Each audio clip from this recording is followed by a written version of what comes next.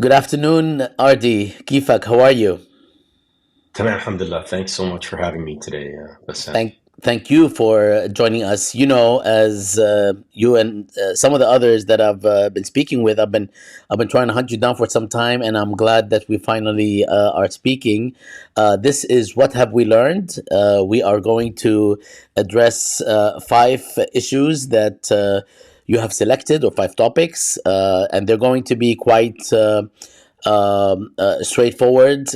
It's Gaza, although you actually want to talk about specific things regarding Gaza as an inflection point related to Israel, the West, and the rest of the world. But Gaza is the title. Second, the United Nations and international law. Uh, and you specified that they're under attack, so that's what you'll be addressing. But international law would be the title, and then illegal occupation, racial segregation, and apartheid, the ICJ, and the as wind in the sail of BDS. We're also summarizing this into apartheid as we present the topics. And then the last two would be self defense and armed resistance. And finally, Zionism. And all of these will be addressed at the in 5 minutes or around 5 minutes each. You are free to address them in any way you'd like. And the first thing that I usually start with is asking people how they're doing. So, Kifak, how have you been? Yeah, look, I'm as good as one can be under the circumstances. I'm grateful for everything I have and I like to think, my time as efficiently as I can to try and deal with the situation. I have every confidence that everybody else in my circle, in my community, in our community collectively is feeling the same weight of it all. We do what we can to address the challenge, which is unprecedented. And yeah, that's how I am. Absolutely.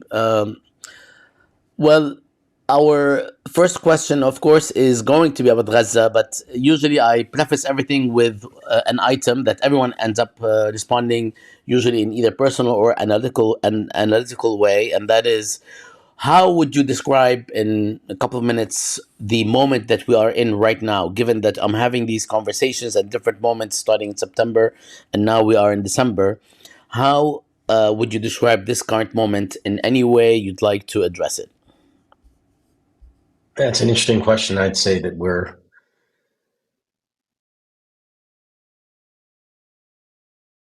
we are at a pivotal climax in world history. I don't want to overstate, but there are all manner of different moving pieces in the international, in the local, in the regional, um, surrounding the issue of Israel-Palestine and the current situation in the Middle East, moving into Lebanon and Syria, that are forcing discussions globally among policymakers, among communities, academic institutions, and requiring all of us to think critically about how it is that we find ourselves in this place at this time, and most importantly, what we can do to address the situation. So it's both a heady time, a monumentally depressing time, but also one that is, at least for me, summoning energy and I like to think a bit of courage to speak truth to power and to be on in order to meet the challenge. This is not a simple time. Probably the most important time in my life. Thanks, Ardi. And am I pronouncing this correctly, Ardi? أرضي يعني بالضاد.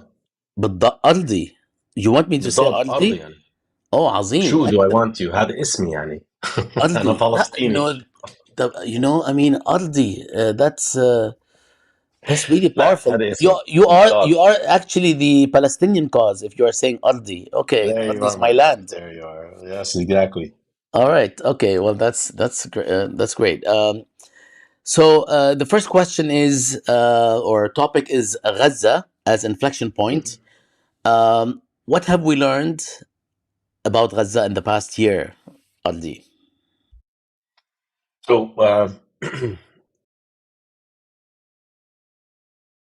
in my view, Gaza is an inflection point for the international rules based legal order. When I say inflection point, I mean to say quite possibly a paradigm shift. It feels that way to me. It's not entirely sure whether or not it will be borne out once things die down in Gaza, such as the saying can be used in that sense. But when I teach international law, I tend to focus my students on international law as being the result of events that take place at paradigmatic moments, 1648 and the Peace of Westphalia and the end of the 30 Years' War, the 1815 Congress of Vienna, the 1885 Berlin Conference for the Scramble of Africa, World War I and the Peace of Versailles, and then ultimately World War II. And at each of these moments, there has been shifts in how we collectively have organized ourselves politically, and the legal framework that has been produced through these shifts is introduced and meant to govern an order. Gaza is an inflection point insofar as it challenges the what I would say the mythology of the post World War II liberal international legal order. We have been taught now for 75, 80 years or so, and this is global, that as a result of the ravages of World War I and ultimately World War II, the ravages being the Holocaust and other such, there needed to be a new legal order put in place to impose global security and so on. And the birth of international human rights was a result of that. Um, the never again principle was a result of that. Principles of self-determination and decolonization eventually grew out of that in the 1960s and 70s. But all this to say that we have been weaned on this idea that all are equal under international law, under this liberal order. And Gaza, even though we have been able to chart, critical international legal theorists have been able to chart the inequity of the application of this international law globally since 1945, Gaza has provided a level of hypocrisy and double standards that we've not seen since 1945 at all. It is pitting the global south against a small number of Western states that are the heirs of the imperial order, which continues, of course, in a neo-imperial guise. It is pitting them against those actors and at key institutional points. The ICJ, the International Court of Justice, the ICC, the International Criminal Court, the United Nations generally, and so on. And so it is hard not to view what is happening in Gaza through the lens of this inflection point, where we ask key questions. Whose order is this for? Whose security was it meant to protect? What does international law stand for? Is it universal in its application, or is it show me the actor and I'll show you the law? If it is the latter, if it is indeed double standards, then we have the rule of the jungle, and that will require a response from us once the events in Gaza die down. And I should just say this as well when I speak of events in Gaza dying down, and then I'll close the answer. In all honesty, empirically speaking, I don't think things in Gaza are going to die down. Even if you have a ceasefire that is imposed somehow or agreed somehow, the people in Gaza are going to suffer the ravages of continued bombardment, continued displacement, continued starvation, um, continued sequestering in this ghetto, in this concentration camp that will now be even smaller, the aim of which will be for Israel to finish the job on these people, to drive them into the sea or ultimately into the Sinai. So I don't want to sound too categorical when I say when Gaza dies down. I mean to say when the Gaza episode quiets down and forces the international community to discuss what the day after looks like. So the next topic is basically, essentially, one of the topics that so many people look to you to learn more about, and that is the United Nations and international law being both under attack. And we're billing this as international law, but of course, you can expand as you see fit. What have we learned in the past year about international law?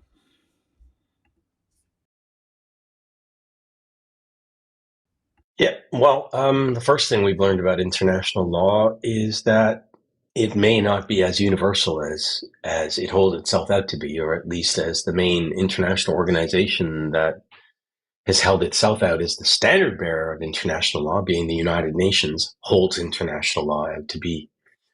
The UN is, as we speak, under a level of attack that we've not seen at all since 1945, and it is directly related to the situation in Palestine and directly related to the relationship shared between the UN on the one hand and two states on the other, Israel and the United States.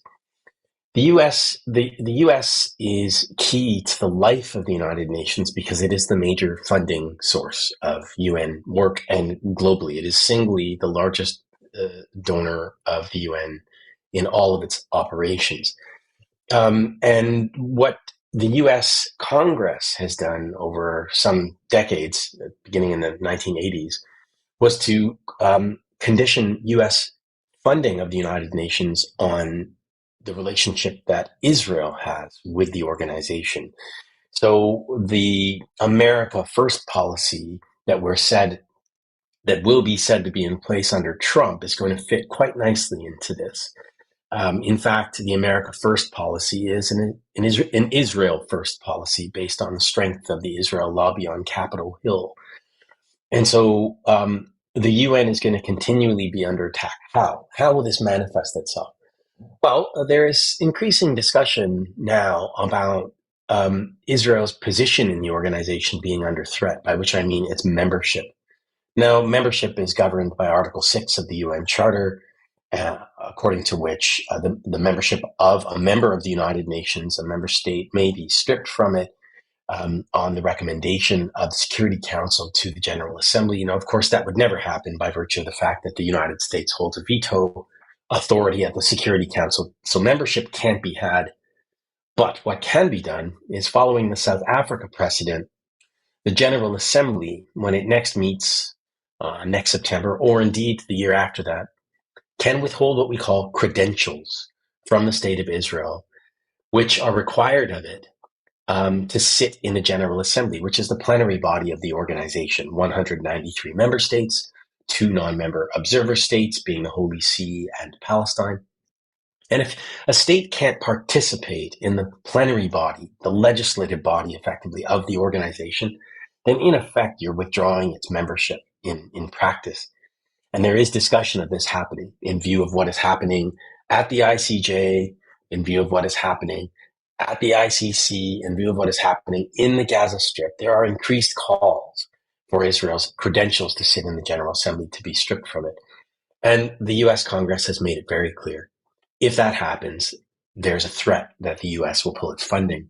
And so what we have is this climactic moment building up from Gaza and finding itself on the plates and on the tables and on the desks of New York at UN headquarters, where the very existence of the United Nations is now being called into question because of events in Palestine. There's an ironic twist on this, Bassam, and it is as follows. And I cover this in my book on the UN and the Question of Palestine. The UN actually owes its international legal personality to events that took place in Palestine in 1947. And those events are the assassination by Zionist guerrilla forces of the then UN mediator for Palestine, Count Folk Bernadotte. He was killed by them on the 17th of September, 1948, after he issued a report, only one day after he issued his report, his so-called progress report, indicating that Palestinian refugees who'd been expelled during the course of the war up to that point, I'd say it was probably around 450,000 up until that point, should have a right to return. So once he was assassinated, the question became one of, a legal question, became one of, well, what can the UN do to press its rights in respect of one of its fallen soldiers, as it were, people who are on the business of the UN and who were killed. And the matter went to the International Court of Justice, and they issued an advisory opinion on the status of the United Nations and its privileges and immunities. And in this advisory opinion, they affirm for the first time the individual legal personality of the UN, that it can sue, that it can be sued, that it is a legal entity. But what's interesting in that case, Nothing about Palestine, nothing about Berndot, nothing about Jerusalem. None of it is mentioned. There's no context discussed in that case and by the principal judicial organ of the UN, the ICJ, as to what gave rise to this. None of it. It's silent. And so I see in that a metaphor. The UN uses Palestine, or Palestine owes its legal existence to Palestine, etc., but fails to deal with Palestine directly. And now, all the way up in 2024, 25, and looking into the near future, if Palestine presses its rights correctly, and if it is able to get a modicum of justice out of the United Nations, including through seeking the credentials or having the credentials stripped of the State of Israel to sit in the General Assembly, this may very well end US funding for UN operations globally and puts the UN itself in an existential threat. I see between these two moments in time an irony that is playing itself out on a daily basis. And the future of world order, sadly, is at stake. We keep talking about the same topics, and there's always so many layers that are brought up, and especially when someone like yourself is, deeply involved. I personally keep learning about new angles and dimensions. So thank you for this very concise and insightful expose, if you will. Let's move to the third topic, which is illegal occupation, racial segregation, and apartheid.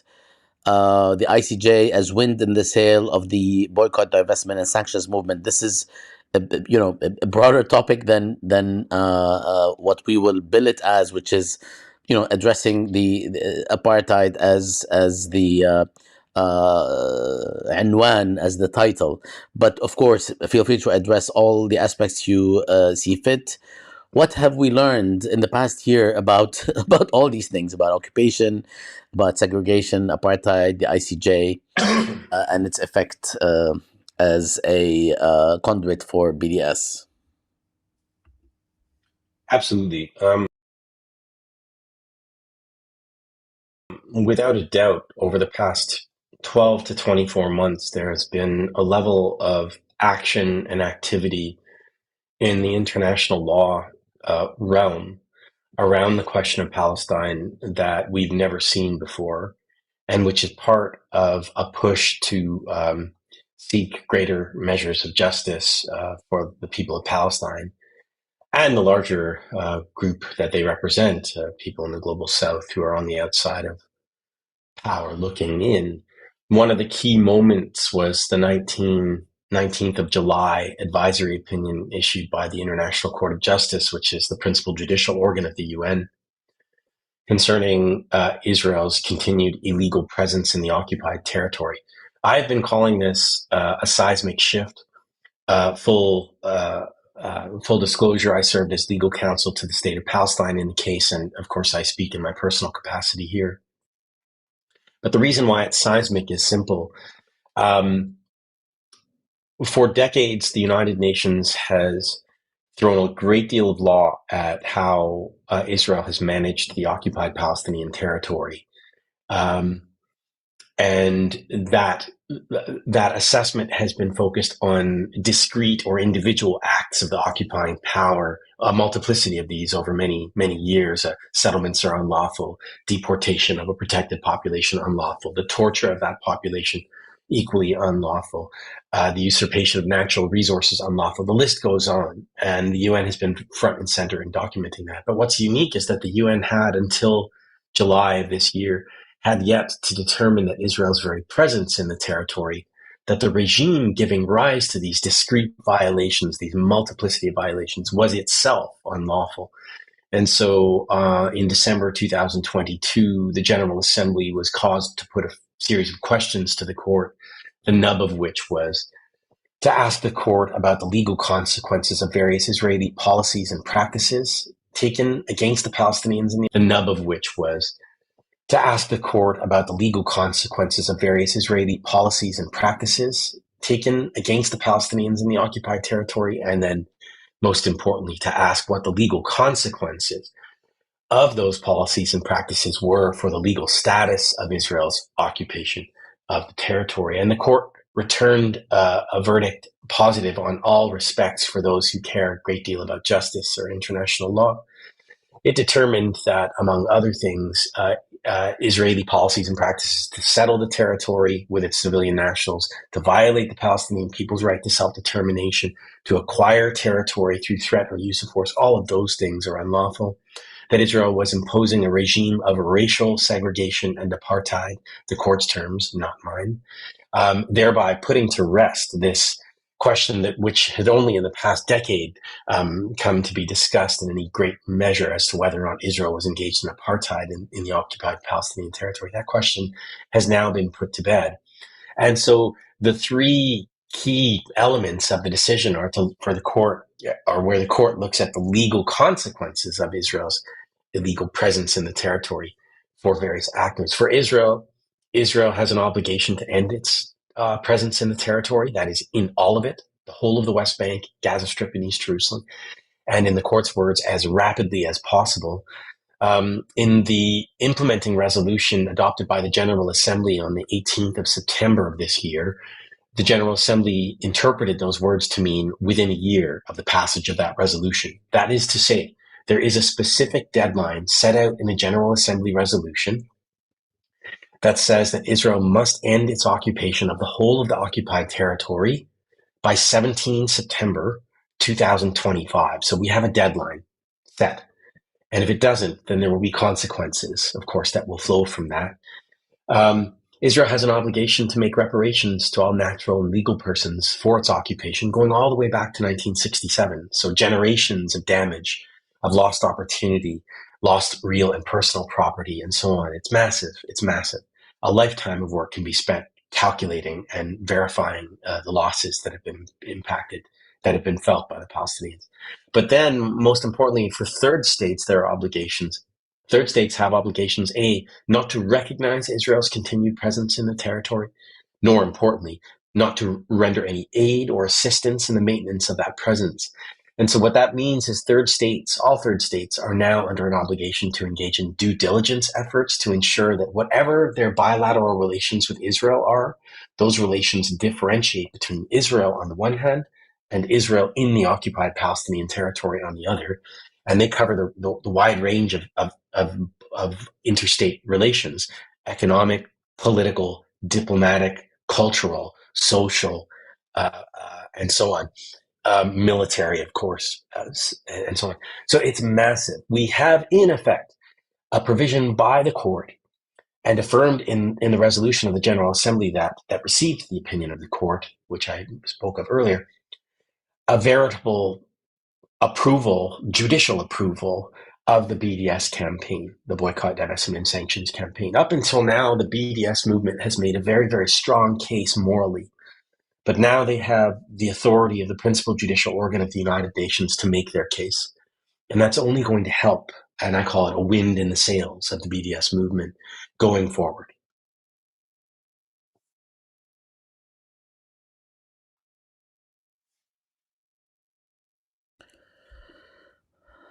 Thanks again,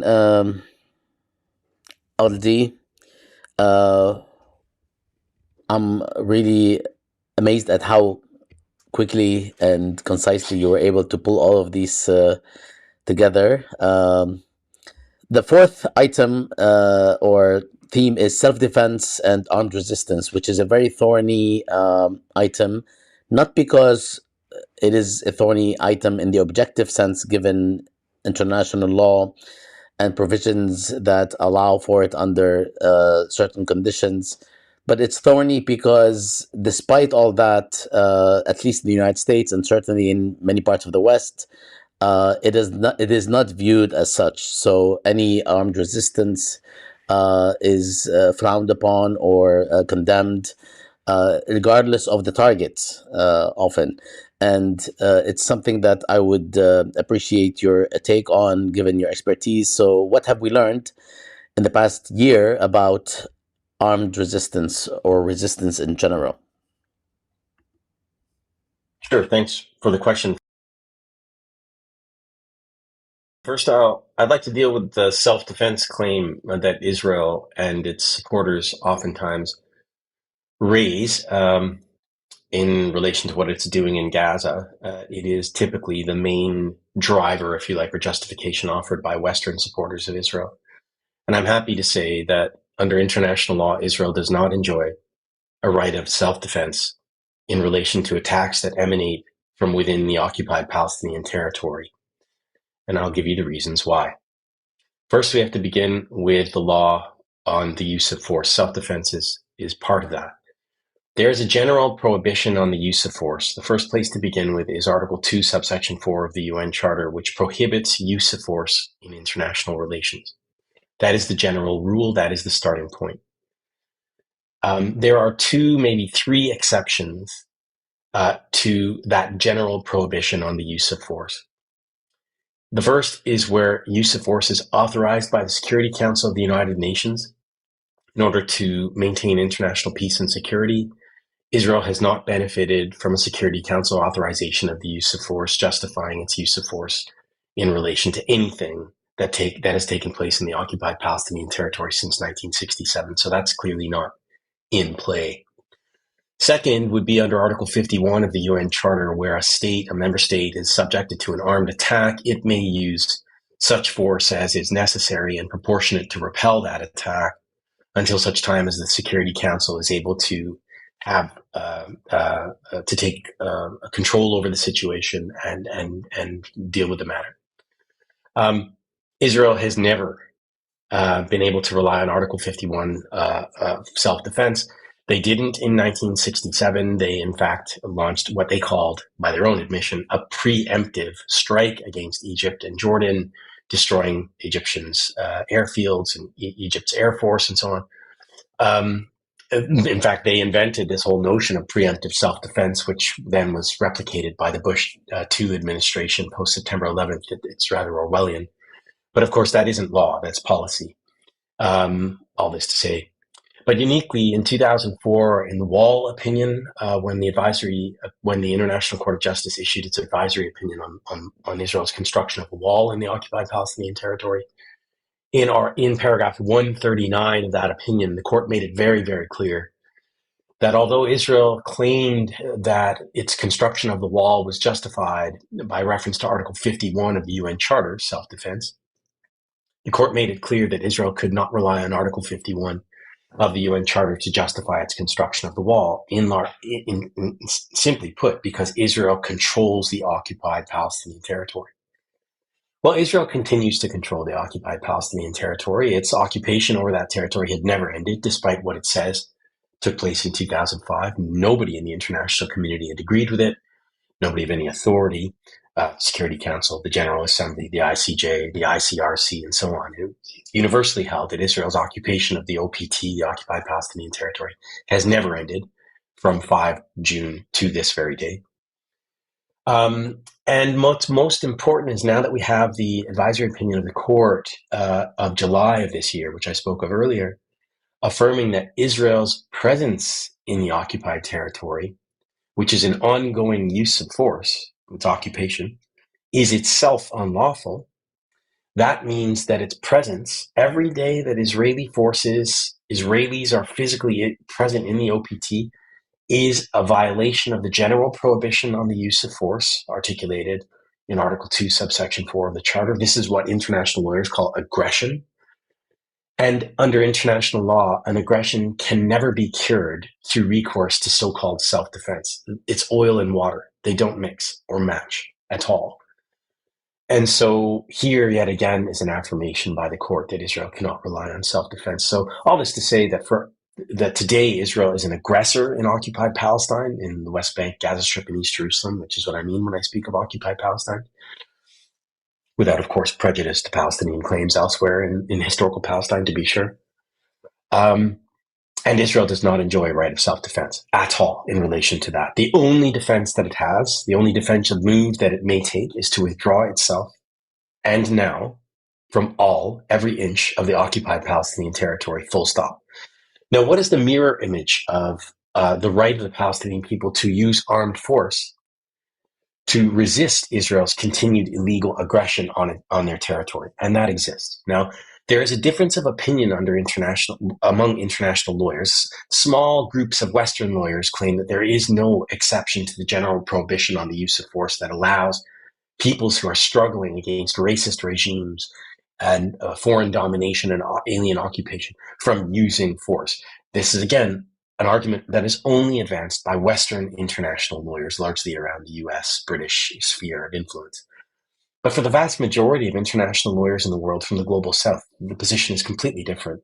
And you see this articulated in various bits of international documents. Forgive me. You see this articulated in various international documents. In one way or another, General Assembly resolutions affirm the Palestinian people's right to use force by any means necessary to repel the occupation. You have references in IHL, International Humanitarian Law, to the idea that uses of force against alien regimes of foreign domination and occupation do exist. There is a question about whether or not they're legitimized through this law. The point is, an argument can be made that the Palestinian people have a right to use force in self-defense, in defense of their right to self-determination, which is being recklessly violated by the occupying power. Does this mean that they can use any means necessary? Absolutely not. And this is an extremely important point that especially young Palestinian activists need to understand. The right to use force is never without its limits, and its limits are spelled out in international humanitarian law, which requires that means and methods of the use of force need to be limited in terms of their impact on civilians, and the obligation to distinguish between civilians and civilian objects on the one hand, and military objectives on the other hand. Those are key limitations to the right to use force, whether you're a state or an on-state actor. That is vital. And the reason why it is vital is because it helps preserve the legitimacy of the act and ultimately the political aim and the justness of the political aim being sought. I do want to ask you something in this regard. If the law is clear about the permissibility of using force under certain conditions, with certain caveats, provisions, and limitations, how does Israel deny this? Because historically, it basically says that these are not the conditions in which this law applies, because these conditions don't apply, which is precisely the kind of situation where the conditions should apply. So can you just tell us, what does Israel say why these conditions don't apply, and hence the permissibility of the use of force is null in this case? Israel's arguments are based in these Western positions, that there are only two exceptions to the general prohibition on the use of force. Security Council authorization being one of them, and where a state is subjected to an armed attack. Israel's position is there is no state subjected to armed attack because the state of Palestine doesn't exist. Israel claims sovereignty in the occupied Palestinian territory to the exclusion of all other people, illegally, of course. Effectively, Israel says there is no right of self-defense that the Palestinian people have against the occupation because there is no occupation. Israel's position is to flip international law on its head. It has no legal basis whatsoever. On the other hand, the Palestinian claim that they have a right to use force under international law to defend themselves against this aggression is not one that is universally accepted by international lawyers globally. But the majority of international lawyers do accept it. I can say that with some confidence. For instance, it was interesting. Before the International Court of Justice in the advisory opinion proceedings this summer, I recall one great power in particular raising in oral argument before the court, this great power being China, that events on 7 October were not terrorism. China, and you can read this, it's in the public record, see the ICJ website and look at the Chinese oral submission on that day. The Chinese submission was that the Palestinians on that day were using force that was lawful to end an illegal aggression against their territory. That's the Chinese position. And this says a lot because China is a great power. It is a P5 power. It has its own legal theorists. Its international law footprint is rather large, and so on. So all this to say that it's almost the answer to the question depends on who you're asking, and I'm trying to give your audience a general sense of the field of view regarding the right of Palestinians to use force. Leave aside law. I think there's a moral aspect of the argument as well, and this is harder for the Western supporters of Israel to get over. When we recall our own history books about what took place in World War II under Nazi-occupied Europe, we lionize, and historically do in the West, we lionize the so-called resistance, the French resistance and the Dutch resistance and so on. We lionize it because that resistance was using force against the illegal Nazi occupiers who were abusing their position of authority to commit the most horrible crimes known to man. And yet we do not morally extend the same right and privileges to a population that has been living under foreign military occupation in occupied Palestine for 57 years. And we have to ask ourselves why, morally, why that is the case. And the answer to me is it's the only justification for it is just outright racism. Some people have rights based on who they are, based on their race, based on where they come from. Other people don't. And that is an argument, a moral argument, not a legal one, that needs to be reckoned with for those who look at what's happening in occupied Palestine and look down their nose at the Palestinians who tried everything, nonviolent resistance, and indeed, on occasion, and very sparingly, violent resistance to seek redress for what is, in fact, probably the world's greatest injustice in decades.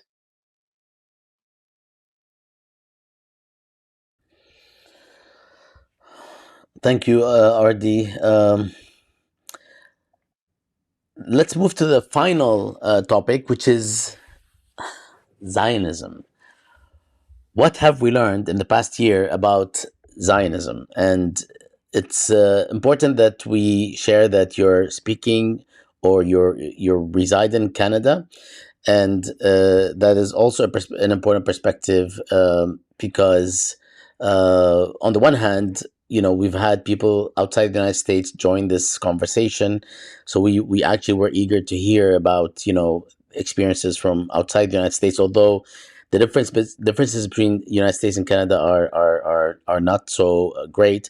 Although we recently, in various incidents and reports and cases, we've heard that the free speech environment in the United States is supposedly more open than it is in Canada. There are certain limitations and so on. And in reference to Zionism, that also comes into play. In all cases, what have we learned in the past year about Zionism?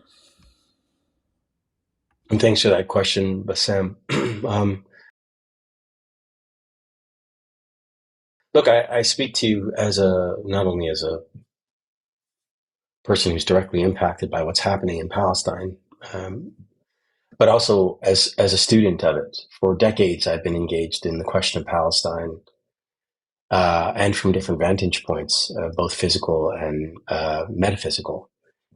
Whether I was living in Canada or the United States or the United Kingdom or Cairo or occupied Palestine, wherever, Geneva, wherever I might have been, the question of Palestine and ultimately Zionism has taken its own life, and typically Palestine and ultimately Zionism has taken its own life, and typically is impacted by domestic and local politics on protagonists such as they are.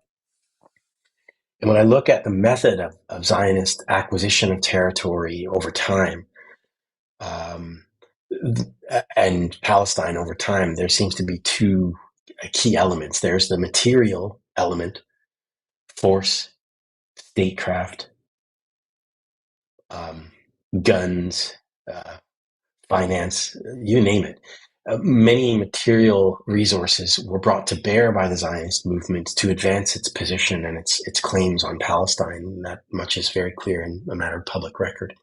But then, and I borrow from Professor Said on this, there was always an idea, a discursive idea behind it. The intellectuals always needed to be relied upon to justify Zionism's deeds on the ground. And those intellectuals were found and they're cultivated. And the idea, this discursive idea to justify Zionism in line with the mores of the day was always a key element, and it still is a key element. Over the past year, dare I say over the past 5 to 10 years, but it really has come to a head over the past year, I've seen a level of a quality and character of Israeli and Zionist actions, both in the material and the discursive realms, that demonstrate to me that we are witnessing the beginning of the end of political Zionism. Why do I say that? It might strike people as odd by virtue of the fact that materially the Israelis are pounding the Arabs into the ground. They're doing it in Gaza, they're doing it in Lebanon, they're doing it in Syria as we speak. It's happening. They are shifting the regional dynamic today in ways that we've not seen since 1967. And they're doing it in ways that will, I think, shift the course of regional politics for perhaps a generation or two. There's no question.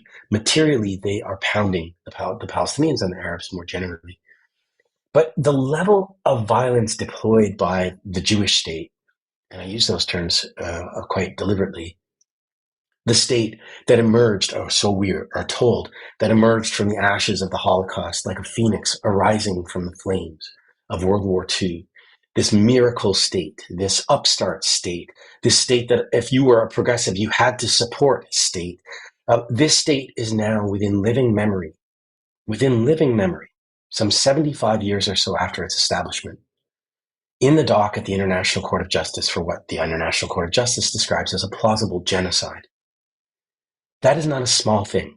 And it is because politically, and it is because of the level and character and quality of the force, the material force being brought to bear on the Palestinians. This is a desperate force. This is a movement in desperation of its position. It is insecure. It is insecure. And it will forever be insecure by virtue of what it has to keep in the closet. That is the closets of the Nakba of 1947-48, the indigenous people of Palestine, and the usurpation of their right to be there, and the feeling always, perennially, that you need a gun to protect it, and that you are indeed an imposter in somebody else's home. That's the material. The discursive, in the West where I live, you've seen this as well, Bassam. There used to be a time when we were on the university campus, when I was an undergrad, where I would have debates with Zionists. I would take the anti-Zionist position, they would take the pro-Zionist position, whatever. These debates no longer takes place. No Zionist who's self-respecting is actually showing up to debate the rigors of their position, such as they may exist, or indeed the justness of their position, which doesn't exist. It's too difficult to argue that there should be a state based on race, that there should be an apartheid state, that this idea that you can displace and replace another people is consistent with any notion of democracy. It is just on its own terms indefensible. And as a result, you've seen actions taking place by Zionist organizations globally to stop debate, cancel culture, the IHRA definition of Zionism, and so on. Anything to do, the conflation with Israel, anything to do with Israel or criticism of Israel is conflated with anti-Semitism, these spurious allegations.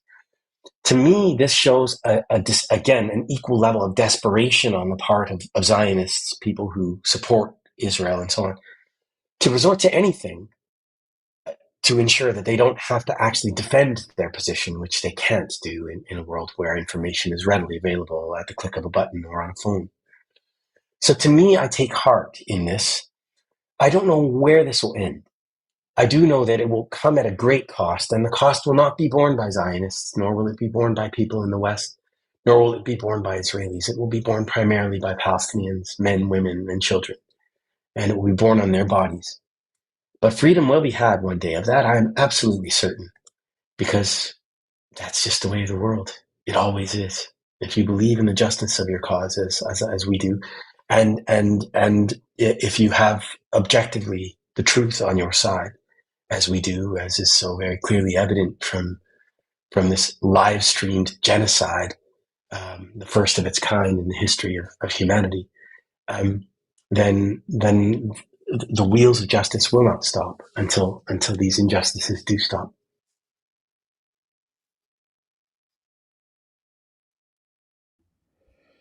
I no longer know what to say, but I do appreciate this outlook. I think we all believe it, more than believe it, actually. I think most people, most human beings know it. It's just a matter of horizon and time. Um, with this, Ardi, I really appreciate that we should say Ardi with a dot, which is the icon and symbol of the Arabic language, because it's the only language that has this letter of dad, which is extremely difficult to sort of teach people to say. It's not easy. Even some Arabs, actually. I'm not gonna say which ones. I think I belong to them. It's been an absolute pleasure to chat with you, Bassam. Same I've thing, long been a Habibi. fan. But I'm not Yeah. gonna let you go right now. We need one. We need one more thing from you, and that is to tell Oh, us very quickly. And you can actually, some people can pass.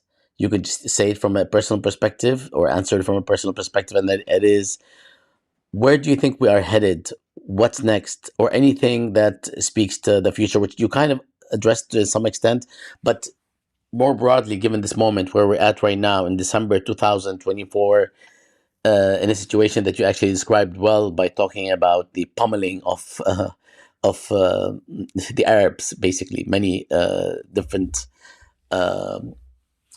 states. Of course, the Palestinians primarily, Lebanese, Syrians. Until this moment, actually, the bombarding hasn't stopped even after the collapse of the Syrian regime. Where are we headed? And some people will probably think that, oh, after Trump's inauguration, things might be XYZ. But regardless, where do you think we are headed in general? um, there are a number of things that I will say that will appear at tension because they are with one another and because they are at tension with one another. Um, I'll just try and address them as objectively as I possibly can. Materially, the Israelis are in control of the field. Um, Gaza has been ground to dust, and much as I wish it weren't the case, I am of the view that even if you have a ceasefire, the people of Gaza are going to be starved. They're going to be bombarded. The Israelis are not going to change or alter course. Their position is very clear. They're public and open with it. They want the land. They don't want the people in the land. And that's not going to change. Um, the historical record of Israel's lording it over the Palestinians in the West Bank, East Jerusalem, and the Gaza Strip, indeed the Palestinians, wherever they may be, certainly inside Israel, is consistent with this position. So that is what I believe will take place. Something that is in tension with that is that there will be costs brought to bear on Israel that have nothing to do immediately in the immediate term with the material, but hold out the prospect of the material being implicated. I'd mentioned earlier the BDS movement. I'd mentioned earlier the importance of the ICJ advisory opinion in being a wind in the sails of the anti-apartheid BDS movement, which young people in their millions globally are marching for and will continue to march for. And policymakers are beginning to shift their positions, including policymakers in the West. Slow, yes, but they're shifting them nonetheless. And so hopefully there will be a material cost brought to bear on Israel for its actions in the field. I don't want to sound negative. How that looks in the coming decades, in the coming years, do not know. Um, do I have my eyes on, and in fact my hands on some of these actions? Absolutely. There's no question about that. Regionally speaking, the Israelis as well are shifting the dynamic. I mean, it's as though Arab sovereignty doesn't exist. It just doesn't. You can violate it with reckless abandon and with no response whatsoever by virtue of your control of what happens at the Security Council by virtue of the U.S. veto. And so, on one hand, while there are a great many people who are elated about what has happened in Syria with the overthrow of a dictator, all of the ravages that those people have been made to face under decades of that rule, and rightfully elated, um, within hours, you have the Israelis destroying the whole ability of that society to defend itself. They're doing it as we speak. And the whole purpose, of course, is to make it clear that there will not be, on Israel's borders, such as it defines them unilaterally, any threat in any way. As to the future of Syria, Syria will have no future, in my respectful view, unless it can get rid of those US sanctions. All the oil is in the east under Kurdish occupation and, dare I say, US occupation. And so the only way you release the sanctions and you get access to the oil to rebuild your country, which will now need a whole new military, right, which is being destroyed as we speak by the Israelis, is if you do business with the United States. And so I fear, this is conjecture on my part, but I fear a puppet regime in Damascus for those reasons alone. And it's realpolitik. I fear that Syria may very well, despite all of the good intentions, end up making Iraq and Libya look like Switzerland. If we don't take that seriously, if we don't take Israeli and American positions seriously, then we may very well lose the forest for the trees. That's not a good thing. But is there a good thing in the fact that the people now have the chance to articulate themselves for the first time in that country in ways that they've never been able to contemplate? Yes. Are the seeds of resistance located in that? A democracy, is that there? Is that possible? Yes. And so in the end, there's a lot of agency required on the Arabs of Syria or Lebanon or indeed Palestine and in the region to look deep within and ask themselves what it is, what kind of society do they want, and what are they going to do to get it? A society that is open, ideally, secular, ideally, humanist, ideally. But of course, Arabs are no different than anybody else in the world, despite what some in the West would have us think. And the teething pains of freedom will be felt by all, especially those who've been subjected to the ravages of imperialism and colonialism in the way that our people have, longer than many others or most. I think there's an anti-apartheid movement that is going to pick up pace in the West. There's no question about that at all. And I think that the moves in the international realm, the moves that I work on at the UN, the ICJ, the ICC, those things, those are going to continue. They're going to continue, and they're going to continue with great robustness. And the fact that they will continue with great robustness is both a demonstration of the commitment of people who are in the position to know the truth and are serving it, but also the situation that exists on the ground, that but for the fact that Palestinians or Arabs don't have the ability to defend themselves militarily or economically or what have you, at least in the Levant, they wouldn't have to rely so vigorously on these international legal mechanisms, right? So these are my thoughts. They are in the nature of a brainstorm with you. I did not prepare them, obviously, but so you can see there are elements of, I think, positivity and negativity, and it's a realist view of the way the world is. And the question is, what are we going to do about it, all of us? Actually, that's why one of the reasons I really appreciate your take right now. It is basically how we're feeling. It's precisely how we're feeling, and to actually quote unquote edit it is not to represent the sort of the storm of ideas, hopes, and fears and concerns and horizons and humanity and so on. So I really appreciate this, Ardi, and I have been wanting, as I shared earlier, to speak with you for some time, and I know this is more constricted than I wanted, but it ended up being like exactly what I was looking for in having this conversation with you. It's more of a question answers actually.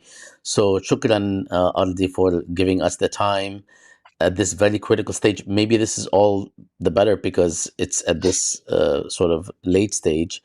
And I hope that we can continue to connect. I'm no longer going to say under better circumstances. The circumstances keep getting worse. So I hope we can speak under circumstances that are not much worse. A bit more worse, perhaps we can handle. So I hope to speak with you soon, Azizi. Shukran again for your time. عفوا عفوا ولا واجب علي. It's my absolute pleasure. Honestly, I think you are doing a wonderful service to the public by having these events. And Shukran. I wish you well, Bassam. All the best. Take care. Salam.